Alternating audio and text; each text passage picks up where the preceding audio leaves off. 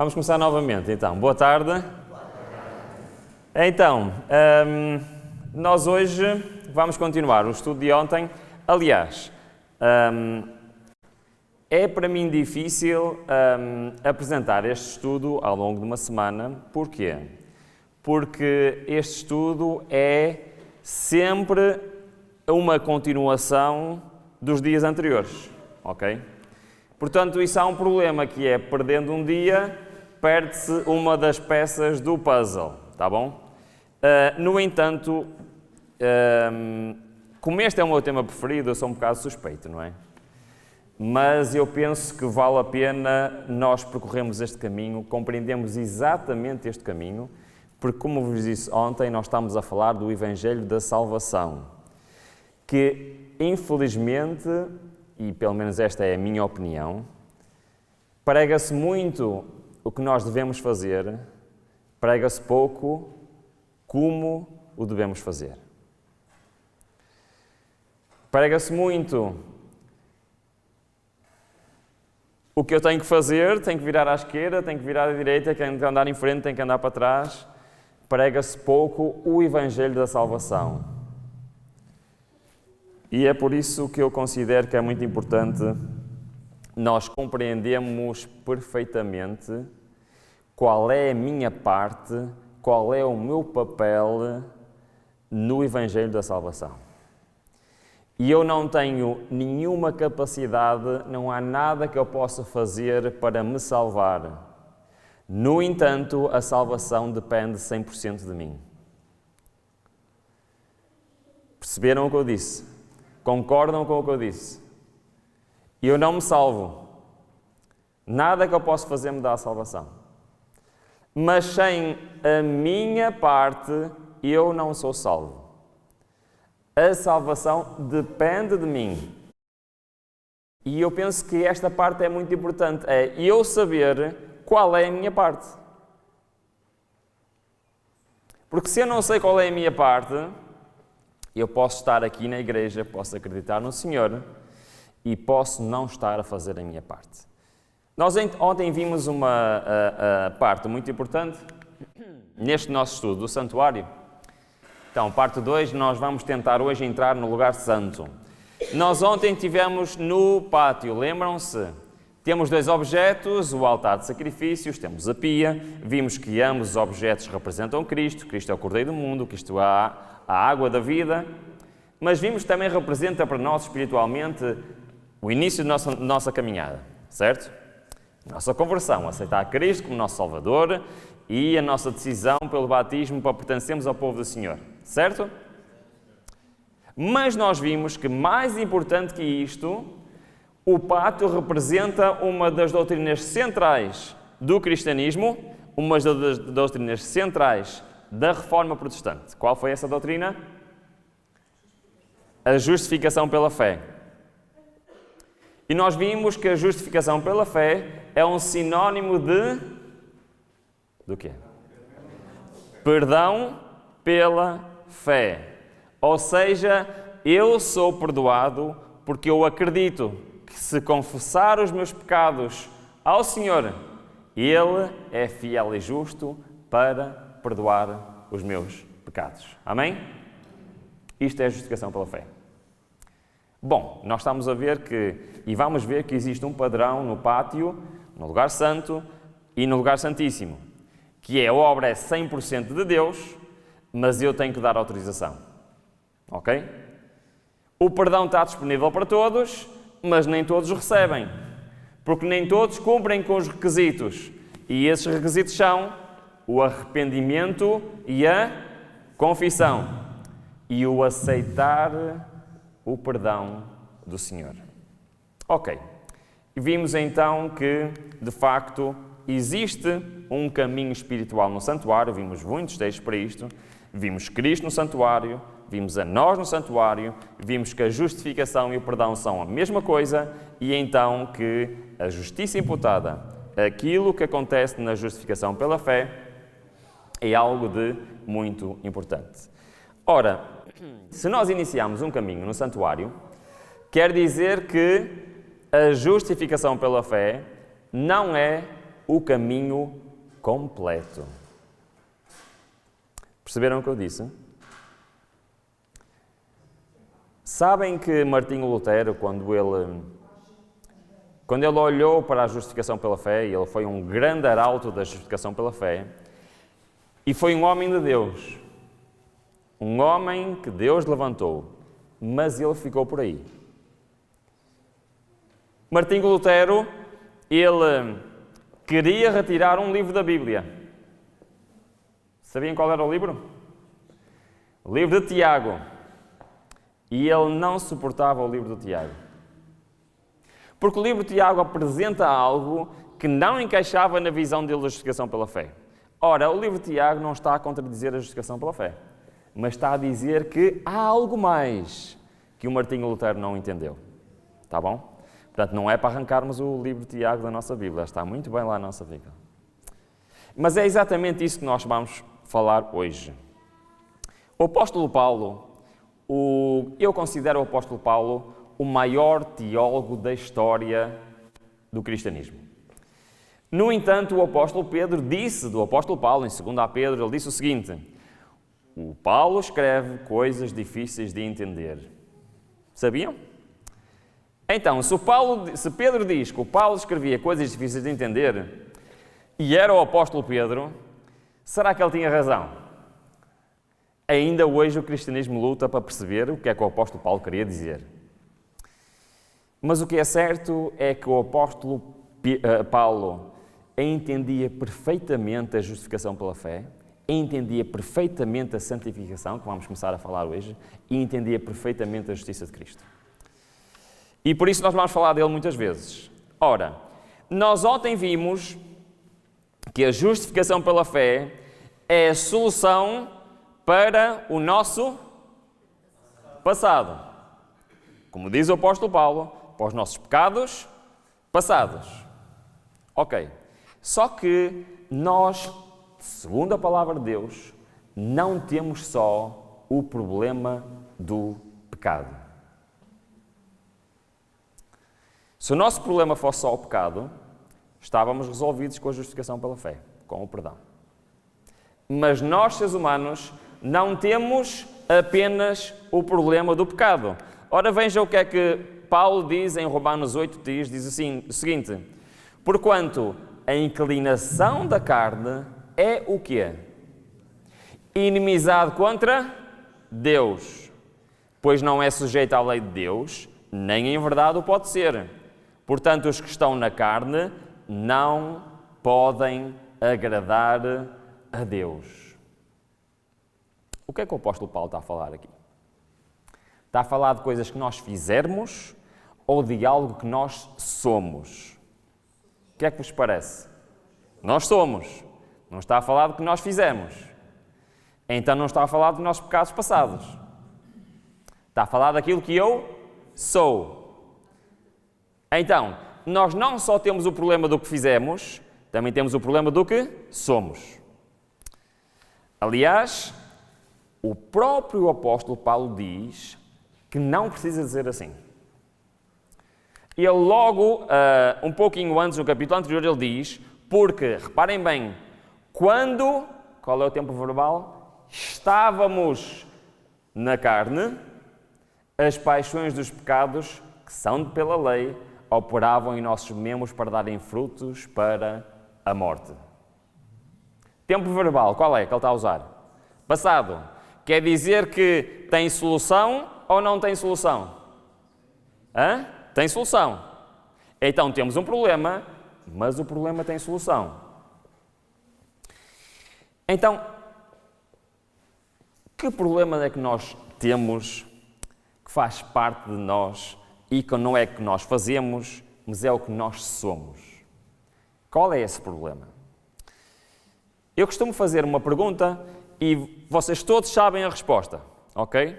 Vamos lá então. Estão prontos? Sim? O que é que eu, Ruben, vou levar para o céu? Como é que vocês sabem isso? Hã? É a única coisa que vamos levar para o céu? Sim ou não? Sim. Muito bem. Agora, o que é que isso implica? Sabem que no céu não vai haver pecadores. A Bíblia diz que todos somos pecadores, mas também diz que no céu não vai haver pecadores. Estou a dizer certo ou errado? Certo. Ok, obrigado. Então, acham que no céu vai haver pessoas com caráteres defeituosos?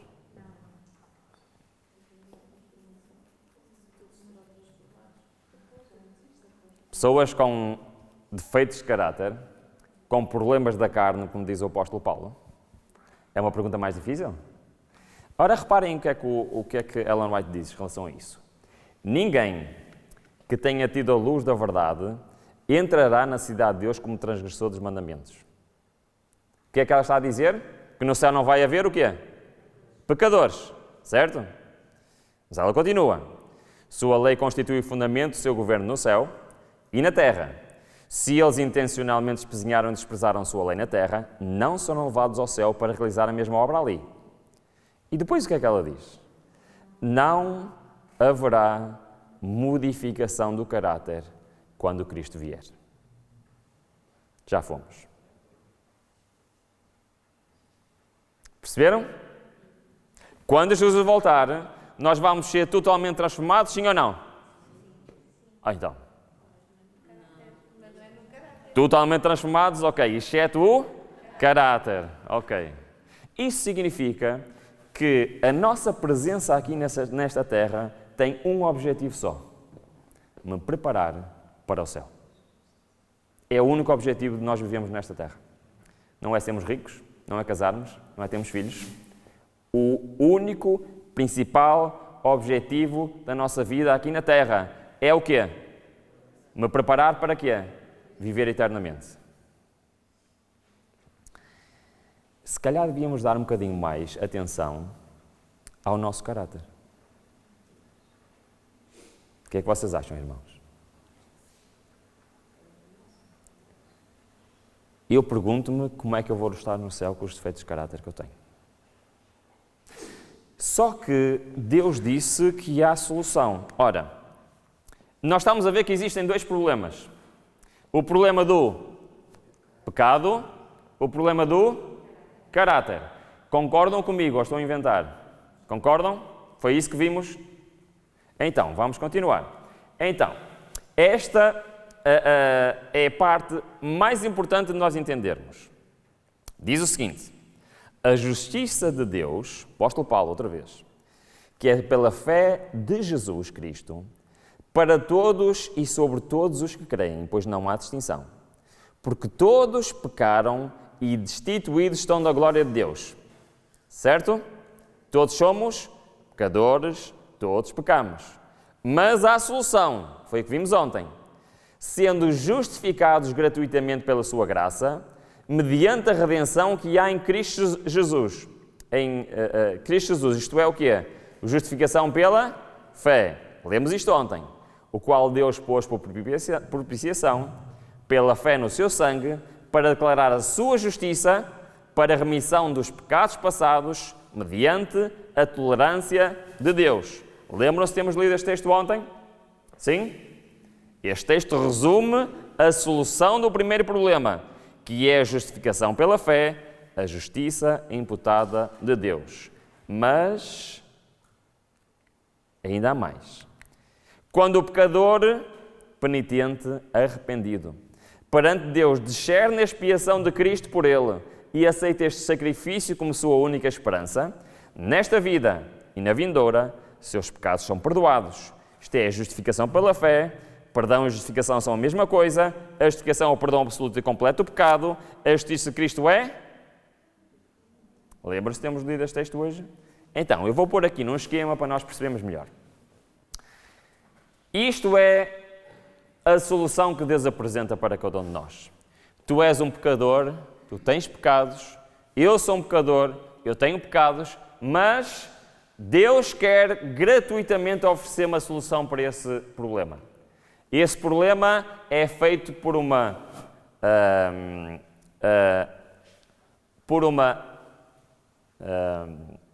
maneira que Deus instituiu, que é pela justificação pela fé. E aquele que é justificado recebe o que é da parte do Senhor? Recebe o perdão, que é o que é? Justiça imputada. Porquê que a justiça é imputada? Eu faço perguntas difíceis, não é? Porquê que a justiça é imputada no perdão? Vou já responder. Vamos ver outra coisa. Vamos ver mais um texto, eu já respondo. Diz o seguinte, este é um dos textos mais importantes desta semana. É imputada a justiça pela qual somos justificados. Aquela pela qual somos santificados é o quê? Comunicada. A primeira é o nosso título para o céu, a segunda é a nossa adaptação para ele. Vamos parar aqui. Irmãos, percebemos nós isto, o que é que isto quer dizer? Isto é muito importante. A justiça pela fé é imputada. Porquê? Porque ela não nos muda. Ela é-nos dada gratuitamente, mas não faz nenhuma mudança em nós. Nós, para sermos mudados, precisamos de outra justiça. É a justiça comunicada, essa passa a fazer parte de nós. Essa é aquela que nos transforma. Perceberam a diferença? Uma recebemos um título, um cheque, dizia estás perdoado, mas eu continuo a ser o mesmo Ruben. Na outra, Deus quer fazer o quê?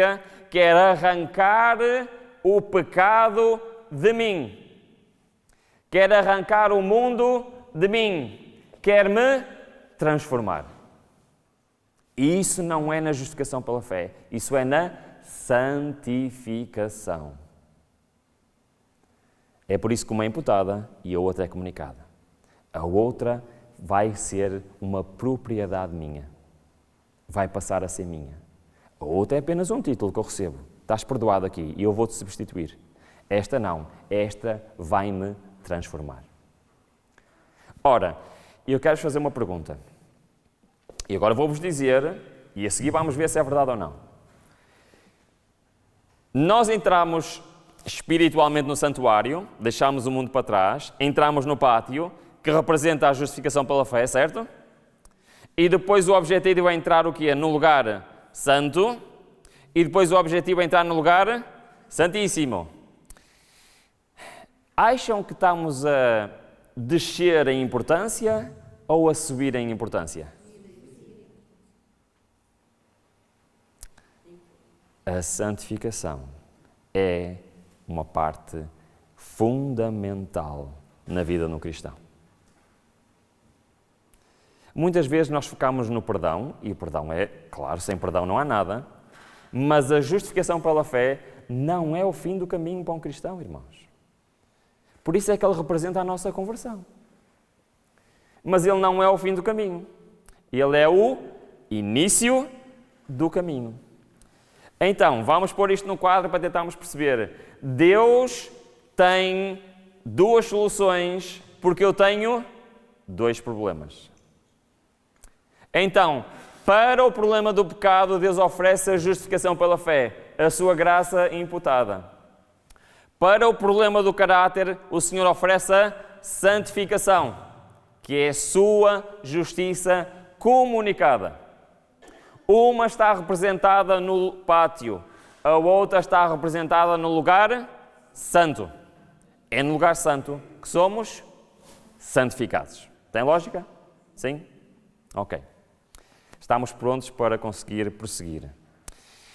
Eu disse que nós estávamos a subir de importância. Agora reparem o que é que o apóstolo Paulo diz aos Hebreus.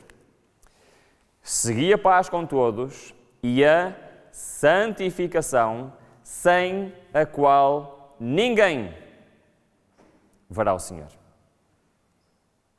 Não estamos a falar de coisas de pequena importância. Estamos a falar de coisas fundamentais para o nosso destino eterno. Concordam comigo? O apóstolo Paulo é muito claro em relação a este assunto. Então,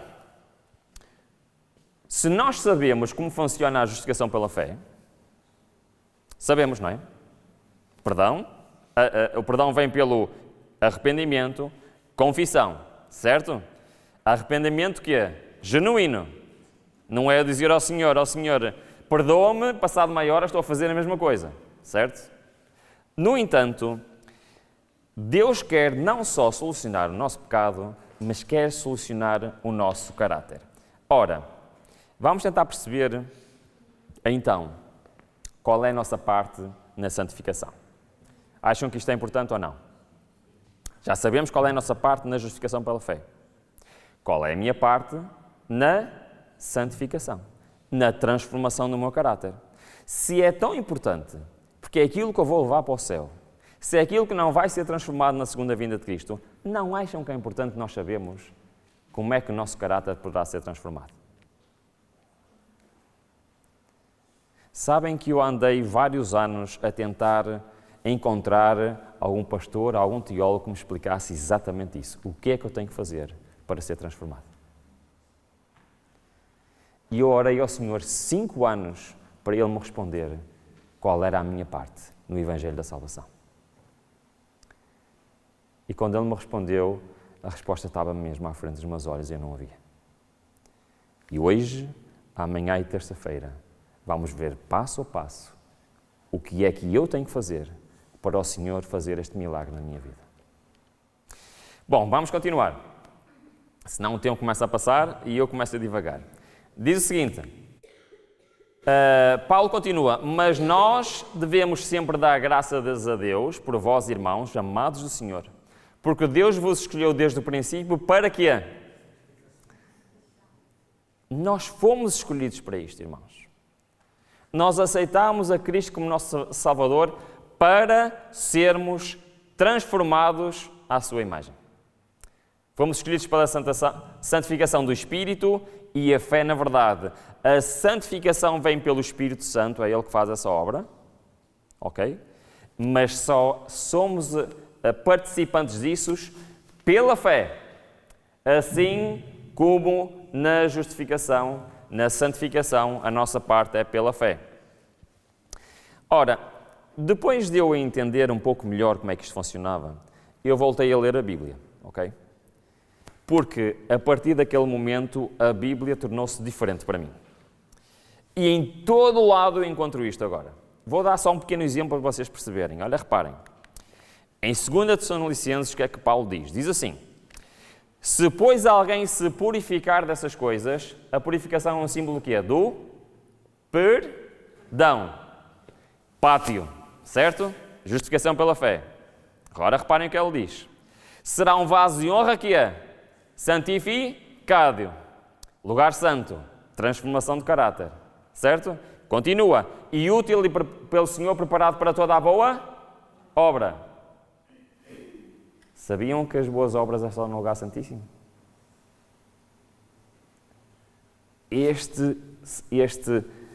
A alegoria do Senhor do Santuário está presente em toda a Bíblia. Só em Deuteronômio está em quase todos os capítulos. Fala da purificação, santificação e obras. Sempre. Isso é o Evangelho do Santuário, o caminho da santificação.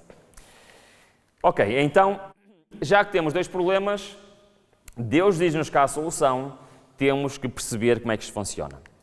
Eu sempre ouvi dizer desde pequenino que nós somos transformados pela...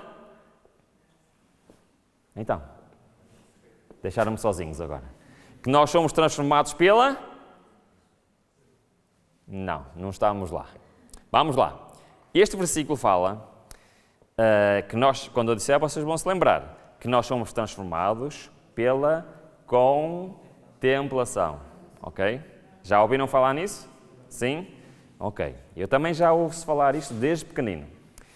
Até que chegou uma altura na minha vida que eu me perguntei a mim próprio, muito bem, eu sou transformado pela contemplação. O que é que isso quer dizer?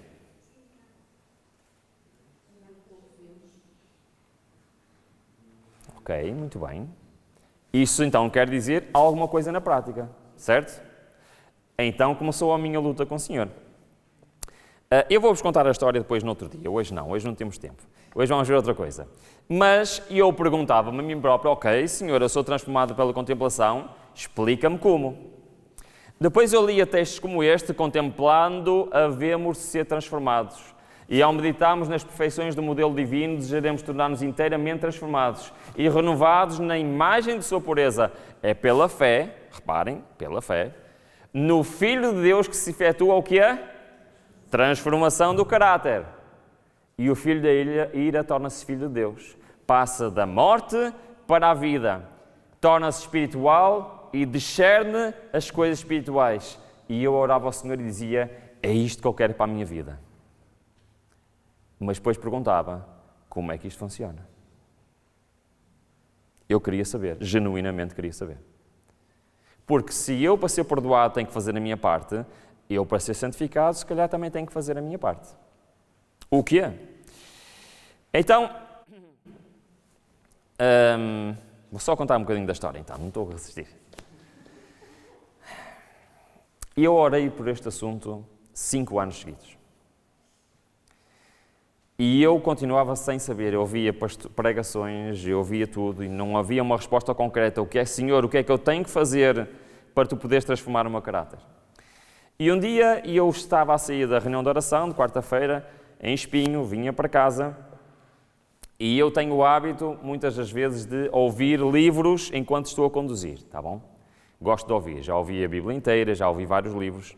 E eu vim ouvir o livro, pela segunda vez, o de Já Todas as Nações, é um dos meus livros preferidos. Então, eu estava a ir embora, estava a conduzir, estava a ouvir o livro e naquele livro tem 2 passagens em que Deus respondeu diretamente à minha oração e me disse, é exatamente isto que tens que fazer. E daí surgiu este seminário, ok? E eu gostava de partilhar isso com vocês hoje, amanhã e terça-feira. Então, vamos começar. Se nós quisermos ter um caráter semelhante a Cristo, temos que fazer algumas coisas. Reparem bem no que eu estou a dizer. Aquilo que eu faço não transforma o meu caráter. Perceberam? Ou não? Aquilo que eu faço é eu dar autorização a Deus para transformar o meu caráter. Perceberam a diferença? Vamos comparar com o perdão. Aquilo que eu faço não perdoa os meus pecados. Aquilo que eu faço dá autorização a Deus para me perdoar. Tem lógica, sim ou não? Sim? Então, eu quero vos dizer que não há nada que eu possa fazer para transformar o meu caráter. Mas há tudo o que eu possa fazer para Deus o transformar. Então, eu tenho que saber exatamente o que é que eu tenho que fazer para Deus transformar. É que se eu não fizer, eu vou estar a vida toda na igreja e o meu caráter vai estar igual. Perceberam o que eu disse? Acham que é esse o plano que Deus tem para a minha vida? Eu estar 50 anos na igreja e o meu caráter estar exatamente igual? Então, diz o seguinte, se quisermos desenvolver um caráter que Deus possa aceitar, precisamos de fazer alguma coisa. Formar o quê? Hábitos corretos em nossa vida religiosa. Esses hábitos são 4. Só se eu puser em prática estes 4 hábitos na minha vida, é que Deus pode transformar o meu caráter. Perceberam, sim ou não? Pergunta, acham que é importante eu saber quais são estes 4 hábitos? Ok, então vamos lá. Vamos começar pelo primeiro, que é o que dá início a tudo isto. A verdadeira santificação é uma obra diária, continuando por tanto tempo quanto dura a vida. Aqueles que estão batalhando contra as tentações diárias, vencendo as suas próprias tendências pecaminosas e buscando santidade do coração e da vida. Ora, eu quero vos dizer uma coisa que é muito importante. A santificação é uma obra que é diária. Certo? O que é que isto quer dizer? Quer dizer que é algo que eu faço e fica completo daqui a 80 anos. É isso que quer dizer?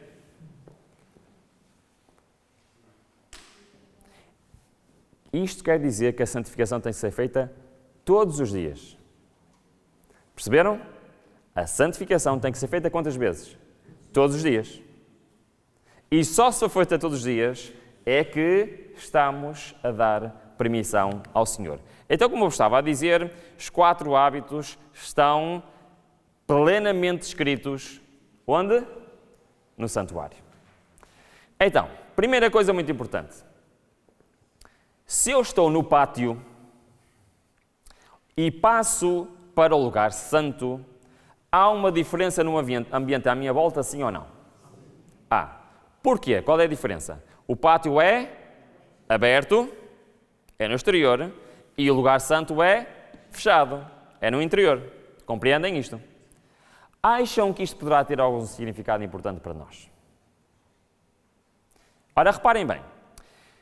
Eu, se estou no mundo lá fora, e eu entro no pátio, reconheço Cristo como meu Salvador no altar, lembram-se que vimos ontem, olho para a água que está na pia, simboliza o meu batismo, me entrego ao Senhor.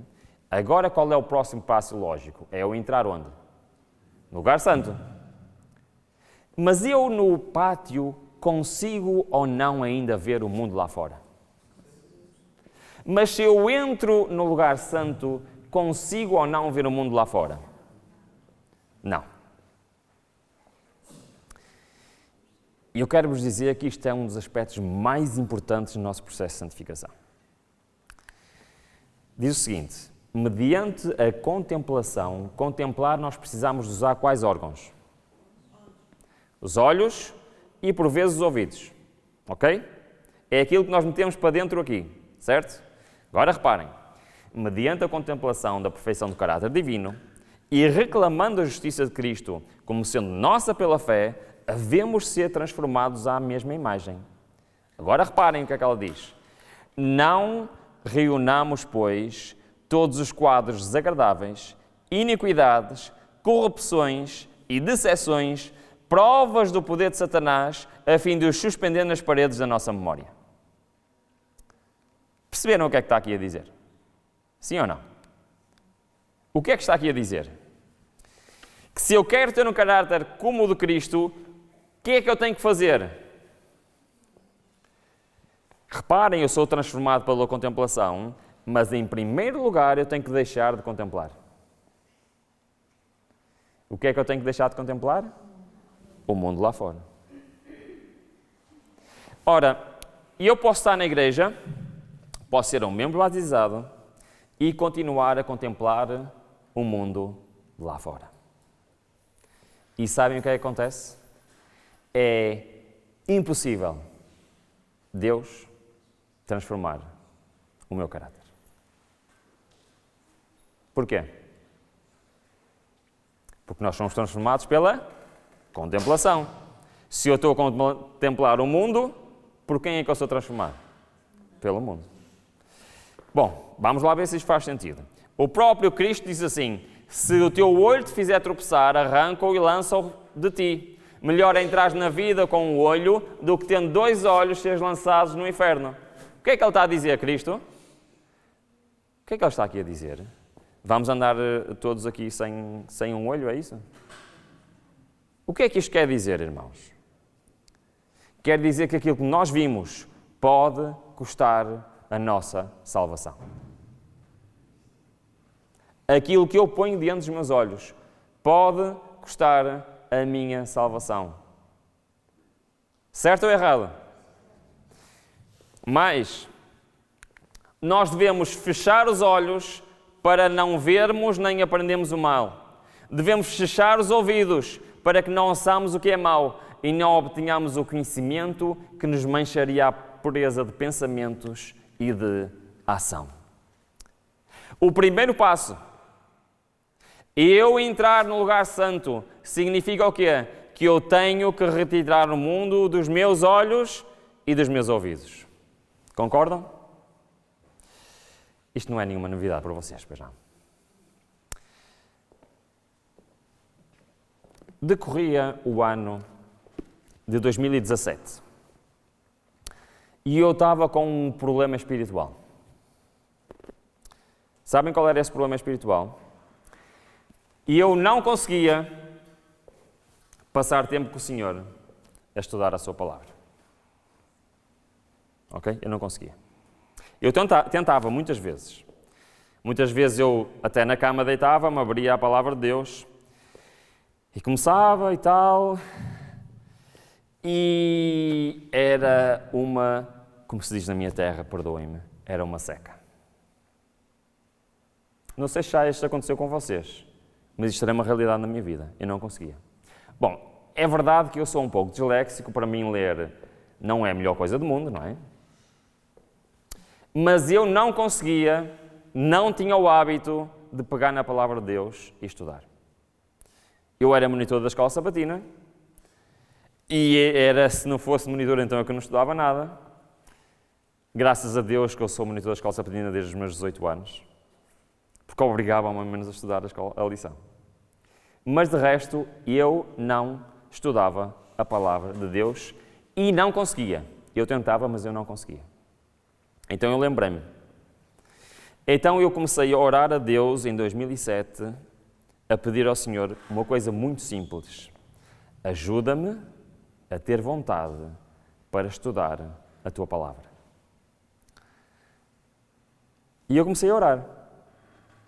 Bom, ao fim de 4 anos, esta oração tinha resultado em quê, sabem? Absolutamente nada, estava tudo igual. Tudo igual. Mas em 2011, eu tenho que começar por algum lado, não sei o que é de fazer. E eu lembrei-me que quando tinha 15 ou 16 anos, que eu numa das férias que fiz no Algarve, levei um livro que me marcou muito. Porque eu li nessas férias um livro lá, estendido na praia, enquanto esperava com os meus pais, que digamos que estar estendido ao sol não é o meu passatempo preferido. Mas eu levei um livro, foi o livro A História da Redenção. Até hoje não me lembro do que eu li nesse livro. Ok? Mas eu nunca mais li nenhum livro de Espírito e Profecia. Até essa altura. Até 2011. Então eu li um bocado de um livro e o que lá estava escrito trouxe-me um grande problema. É que a citação, por acaso esqueci-me de pôr, podia ter trazido, diz o seguinte: os filhos de Deus vivem vidas totalmente diferentes das pessoas do mundo. Já leram alguma vez esta citação? Estou a parafrasear, não são exatamente estas palavras, mas diz o quê? O que é que diz? Que a vida no verdadeiro cristão é o que é? Semelhante ou diferente do mundo? Diferente. Ok. Então, imaginem esta cena. Estamos em dezembro de 2011 e eu estou sentado na sala do meu melhor amigo, ok? Onde nós íamos muitas vezes. Estou num intervalo de um jogo de futebol que estávamos a ver os dois juntos. No intervalo estávamos a jogar PlayStation, que era o que nós fazíamos sempre, estávamos juntos. E era uma pessoa que eu estava muitas vezes juntos porque somos muito parecidos. Estudámos juntos na universidade, tínhamos os mesmos gostos, tínhamos os mesmos hábitos e tínhamos os mesmos passatempos. Por vezes até passávamos férias juntos e as nossas vidas eram praticamente iguais. Só que há um problema. É que esse meu amigo nem sequer acredita em Deus. Perceberam o que eu disse? Ok. Então eu estava sentado lá no intervalo do jogo e veio-me este pensamento. Um verdadeiro cristão é totalmente diferente das pessoas do mundo. E aquilo começou-me a fazer muita confusão. É que, nessa altura, eu dava o horário à minha esposa das horas em que iam dar os meus jogos de futebol, porque ela já sabia que naquelas horas não poderíamos sair de casa. Eu tinha todos os canais de desporto da televisão. Eu passava muitas horas nos meus vícios dos filmes, nos meus vícios das séries. Por vezes passava a noite de sábado a domingo inteira a ver filmes. Eu tinha uma coleção de centenas de filmes. Eu via todos os filmes antes de eles chegarem ao cinema.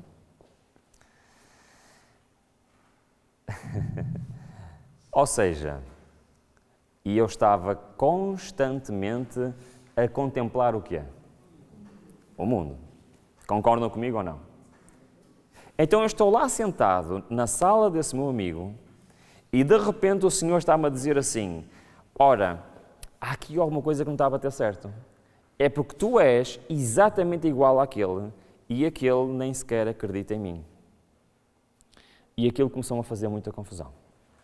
Muita confusão mesmo. Então, na minha mente, eu assim, alguma coisa não está bem. Ou este meu amigo é uma pessoa espetacular, ou então, se calhar, eu não estou a viver o meu cristianismo como eu devia viver. Qual é que acham que era a opção certa? O problema estava em mim, não estava? Então eu decidi mudar a minha vida. Eu fiz um compromisso com Deus que eu queria deixar essas coisas para trás.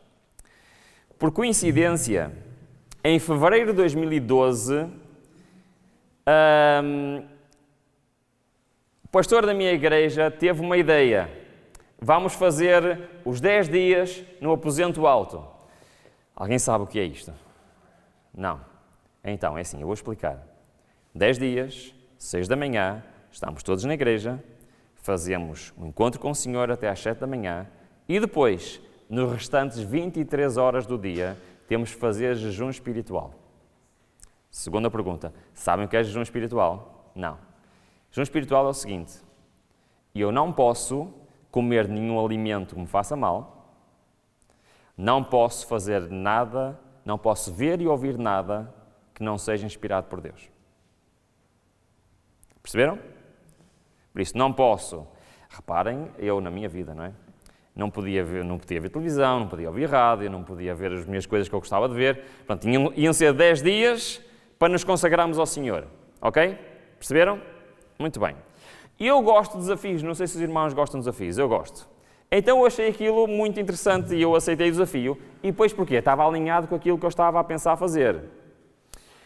Ao fim do terceiro dia, a minha mulher estava a chorar na cozinha e eu a querer trepar as paredes.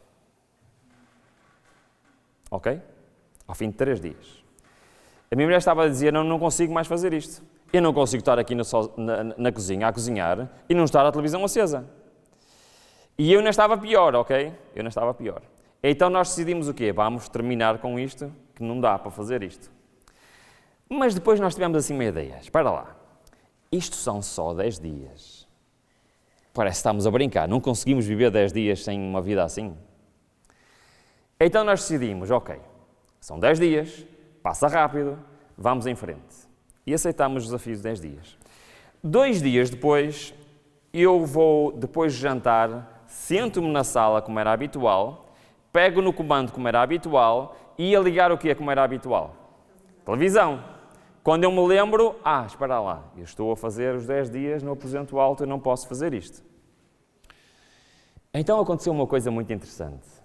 Estou a contar isto tudo só para vocês perceberem o que é que aconteceu. E entre a televisão e o sofá, tinha uma mesinha pequenina de sala. E sabem o que é que estava no centro dessa mesa sempre? A minha Bíblia. Ok? Estava lá, pousada sempre.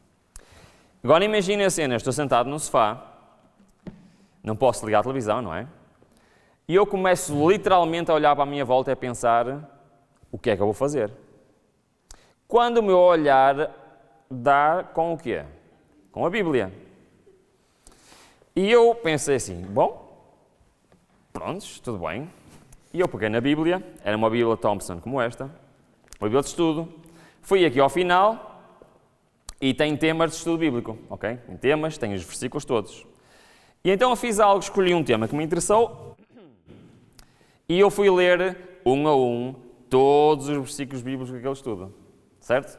Então eu estive a ver, e vi o primeiro, depois vi o segundo, depois vi o terceiro, depois vi o quarto, tal. E chegou ao fim, fechei a Bíblia e eu assim, afinal, isto até é interessante. Tinha estado uma meia hora, 45 minutos. E pausei a Bíblia. Naquele momento, eu ouvi a voz de Deus. E Ele disse-me, percebes agora porque é que não consigo assustar a palavra de Deus? Naquele momento eu percebi. Isto não me dizia nada. Isto não entrava aqui. Porque a minha mente estava cheia. Eu passava todo o meu tempo livre a alimentar a minha mente com as coisas deste mundo. Que eu não tinha mente para as coisas de Deus.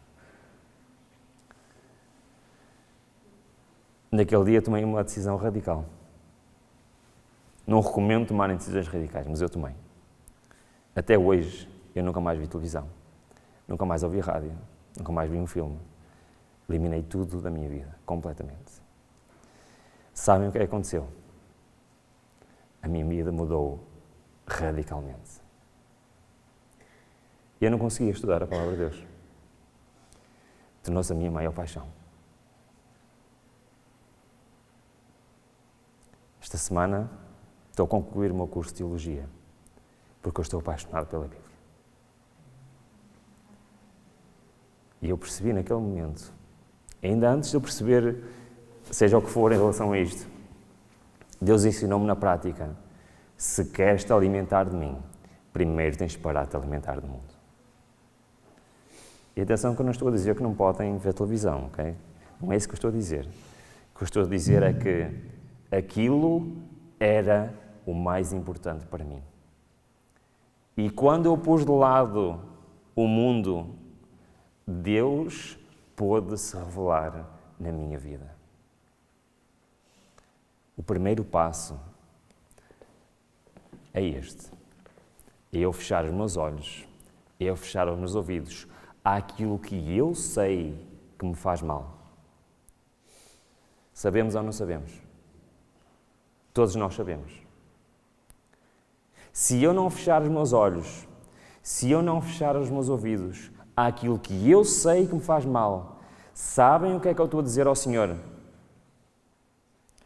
Eu prefiro contemplar o mundo do que contemplar a Ti. E eu estou a dar autorização ao Senhor me transformar? Não. Bom, vamos terminar, desculpem que a hora já vai avançada. Não se deve poupar nenhum esforço para estabelecer o devido hábito do estudo. Se a mente vagueia, trazei-a de volta. E agora estas 3 próximas citações não são para vocês, está bem? Elas são para mim, que eu era viciado nestas coisas, ok?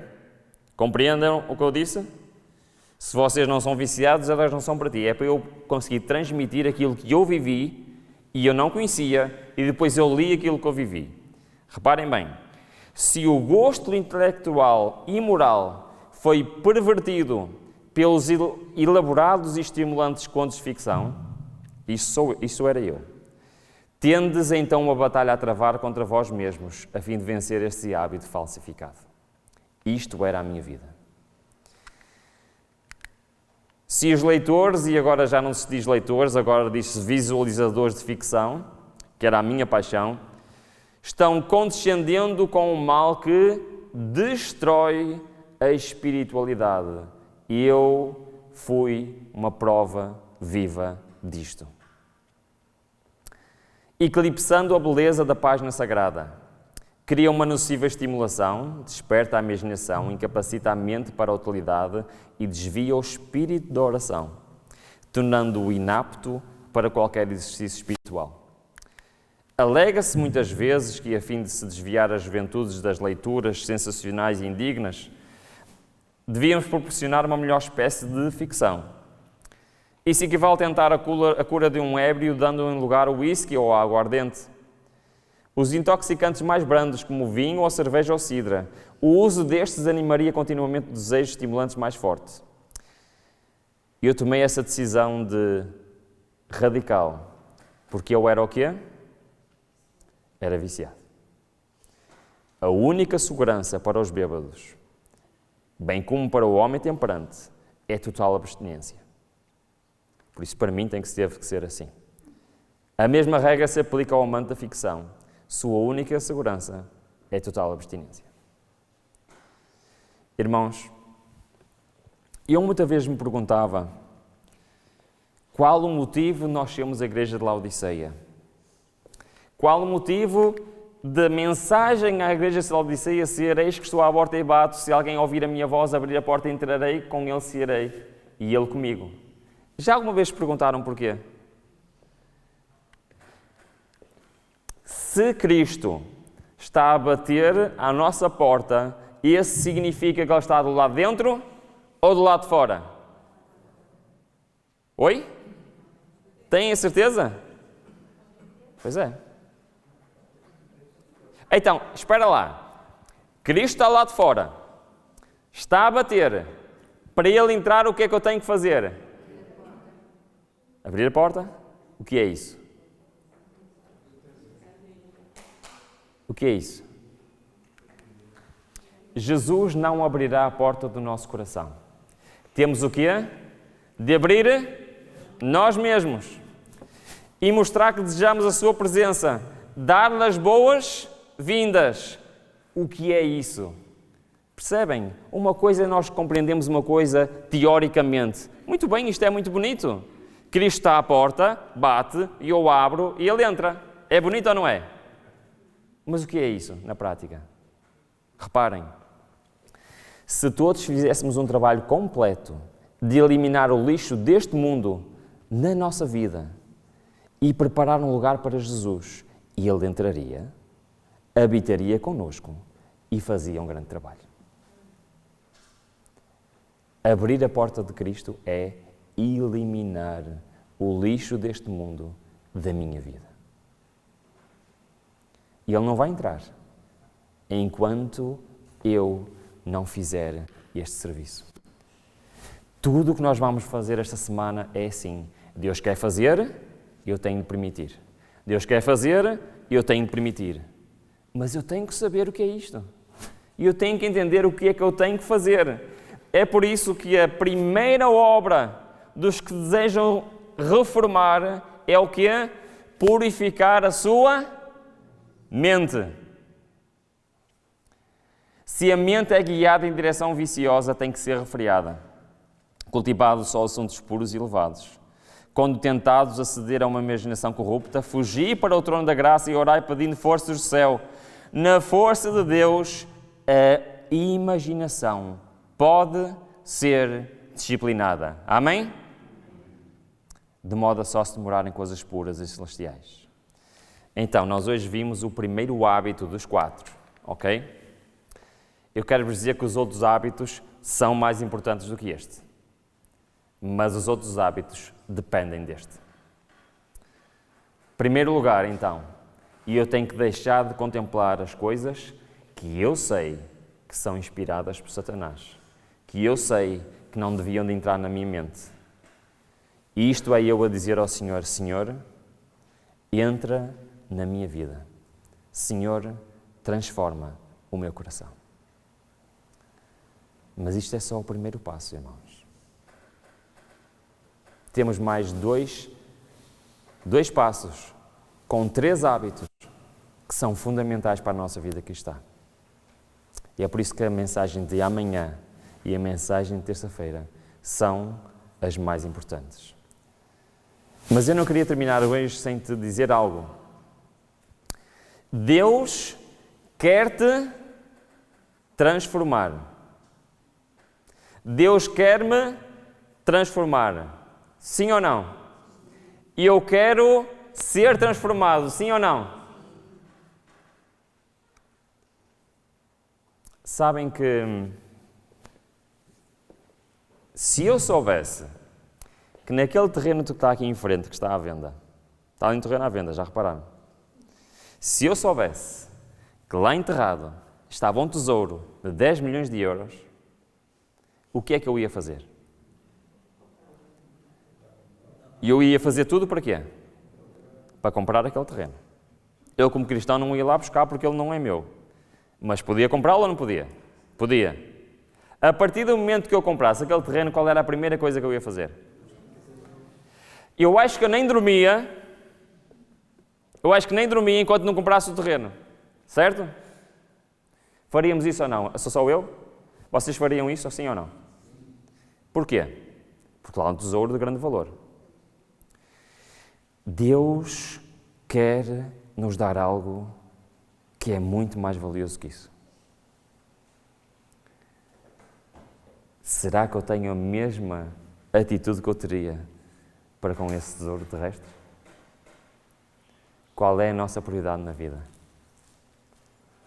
Um caráter semelhante ao Cristo vale mais que 10 milhões de euros?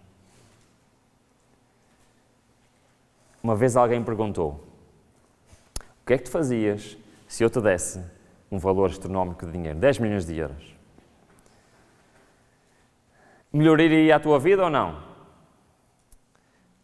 E depois disseram a seguir a seguinte pergunta: muito bem, eu dou-te 10 milhões de euros, mas da primeira vez que tu adormeceres, nunca mais vais acordar. Sabem o que é que a pessoa respondeu? Queres os 10 milhões de euros ou queres adormecer e nunca mais acordar? O que é que a pessoa respondeu? O que é que vocês acham? O que é que vocês responderiam? Queriam esses 10 milhões de euros? Eu não queria. Para que é que me serviam os 10 milhões de euros se eu não ia mais acordar? Certo ou errado? Mas este tesouro que Deus nos quer dar, sabem o que é que vai fazer? A vida eterna ao seu lado, no sítio mais maravilhoso que nós nem conseguimos imaginar. Com quanta força nós buscamos esta bênção do Senhor. A salvação não depende de Deus, Ele já fez tudo. A salvação depende de mim. Que Deus nos abençoe. Amém.